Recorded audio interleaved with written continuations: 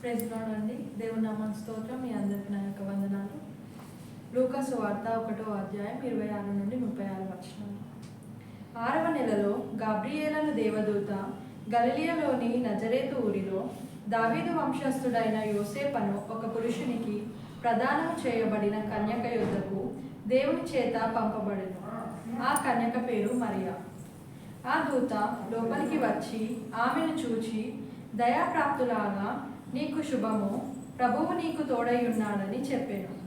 ఆమె ఆ మాటకు బహుగా తొందరపడి ఈ శుభవచనమేమిటో అని ఆలోచించుకొనుచుండగా దూత, మరియా, భయపడకుము, దేవుని వలన నీవు కృప పొందితివి.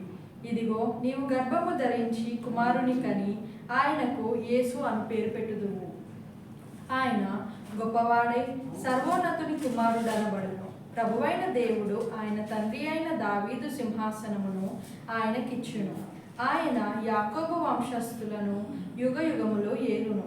ఆయన రాజ్యము అంతము లేనిదై యుండునని ఆమెతో చెప్పును.